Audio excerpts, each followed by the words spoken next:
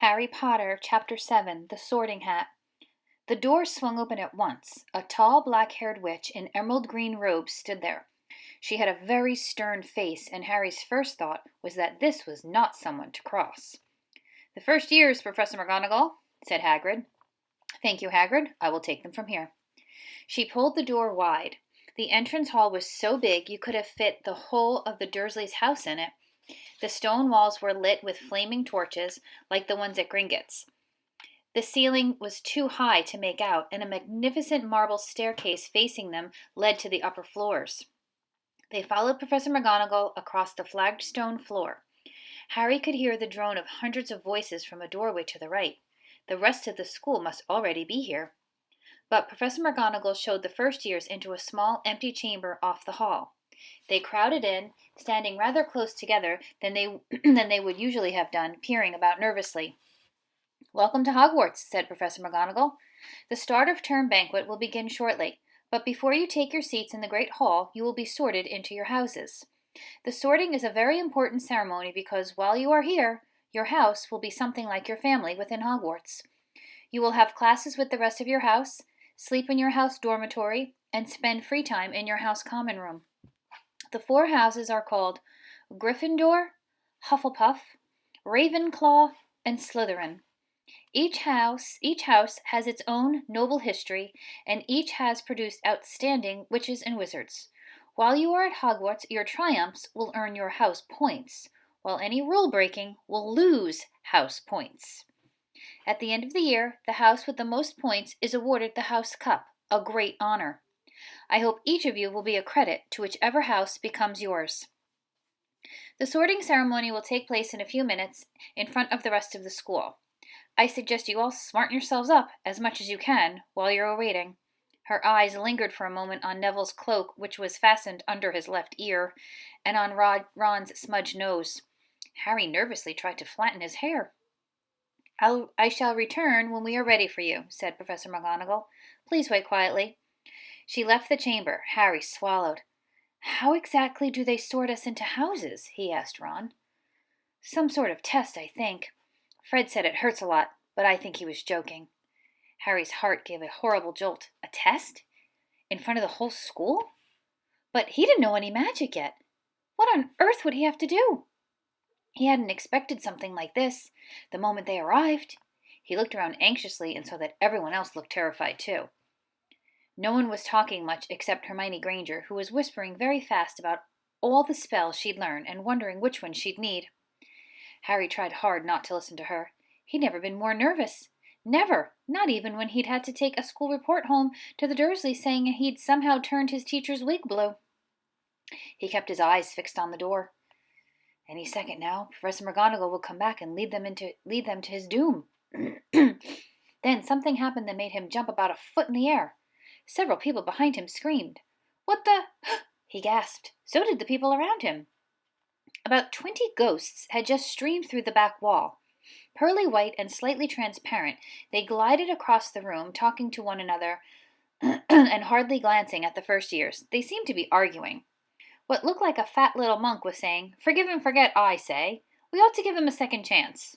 "My dear Friar, haven't we given Peeves all the chances he deserves? He gives us all a bad name, and you know he's not really even a ghost." "I say, what are you all doing here?" A ghost wearing a ruff and tights had suddenly noticed the first years. Nobody answered. "New students," said the fat friar, smiling around at them. "About to be sorted, I supposed." A few people nodded mutely. "Hope to see you in Hufflepuff," said the friar. "My old house, you know." "Move along now," said a sharp voice. "The sorting ceremony is about to start." Professor McGonagall had returned. One by one, the ghosts floated away through the opposite wall. "Now form a line," Professor McGonagall told the first years, "and follow me." Feeling oddly as though his legs had turned to lead, Harry got in line behind a boy with sandy hair, with Ron behind him, and they walked out of the chamber, back across the hall, and through a pair of double doors into the great hall. Harry had never imagined such a strange and splendid place. It was lit by thousands and thousands of candles that were floating in midair over 4 long tables where the rest of the students were sitting. These tables were laid with glittering golden plates and goblets. At the top of the hall was another long table where the teachers were sitting. Professor McGonagall led the first years up here so that they came to a halt in a line facing the other students, with the teachers behind them. The hundreds of faces staring at them looked like pale lanterns in the flickering candlelight.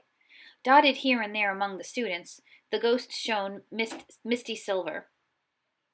Mainly to avoid all the staring eyes, Harry looked upward and saw a velvety black ceiling dotted with stars. He heard Hermione whisper, "It's bewitched to look like the sky outside. I read about it in Hogwarts history." It was hard to believe there was a ceiling there at all, and that the great hall didn't simply open onto the heavens. Harry quickly looked down again at Professor McGonagall, silently placed a four-legged stool in front of the first years. On top of the stool, she put a pointed wizard's hat. This hat was patched and frayed and extremely dirty. Aunt Petunia wouldn't have let it in the house. Maybe they had to try and get a rabbit out of it, Harry thought wildly. That seemed the sort of thing. Noticing that everyone in the hall was now staring at the hat, he stared at it too. For a few seconds there was complete silence. Then the hat twitched. A rip near the brim opened wide like a mouth, and the hat began to sing. "Oh, you may not think I'm pretty, but don't judge on what you see. I'll eat myself if you find a smarter hat than me. You can keep your bowlers black, your top hats sleek and tall, for I'm the Hogwarts sorting hat, and I can cap them all. There's nothing hidden in your head the sorting hat can't see, so try me on and I will tell you where you ought to be. You might belong in Gryffindor, where dwell the brave of heart. Their daring nerve and chivalry set Gryffindors apart. You might belong in Hufflepuff, where they are just and loyal. Those patient Hufflepuffs are true and unafraid of toil. Or yet in wise old Ravenclaw, if you're a ready mind, where those of wit and learning will always find their kind. Or perhaps in Slytherin you'll make your real friends. Those cunning folks use any means to achieve their ends. So put me on, don't be afraid, and don't get in a flap. You're in safe hands, though I have none, for I'm a thinking cap." The whole hall burst into applause as the hat finished its song. It bowed to each of the four tables, and then became quite still again.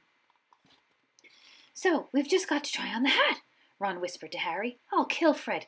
He was going on about wrestling a troll." Harry smiled weakly. Yes, trying on the hat was a lot better than having to do a spell, but he did wish that he could have tried it on without everyone watching. The hat seemed to be asking rather a lot.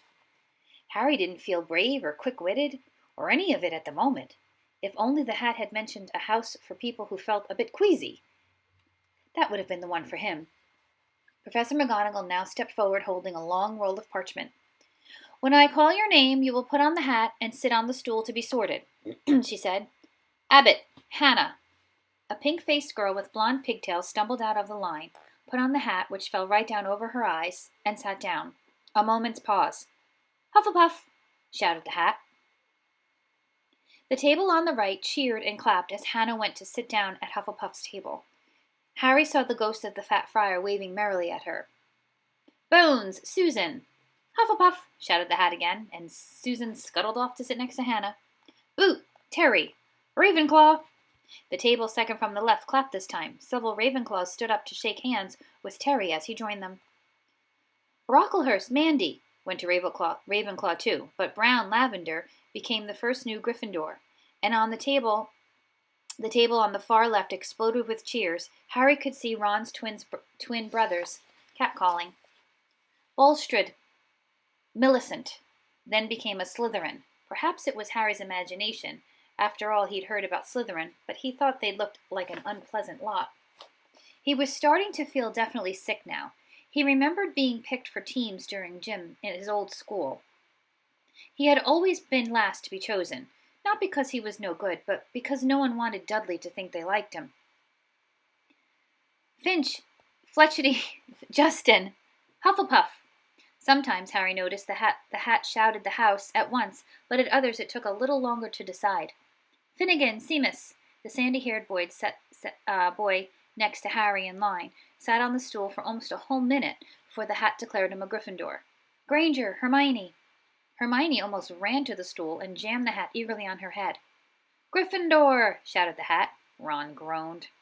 A horrible thought struck Harry, as horrible thoughts always do when you're nervous. What if he wasn't chosen at all? What if he just sat there, with the hat over his eyes for ages until Professor McGonagall jerked it off his head and said there had obviously been a mistake and he'd better get back on the train? When Neville Longbottom, the boy who kept losing his toad, was called, he fell over on his way to the stool.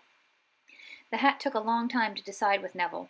When it finally shouted Gryffindor, Neville ran off still wearing the hat and had to jog back amid gales of laughter and give it to McDougal Morag. Malfoy swaggered forward when his name was called and got his wish at once. The hat had barely touched his head when it screamed, "Slytherin!" Malfoy went to join his friends Crabbe and Goyle, looking pleased with himself.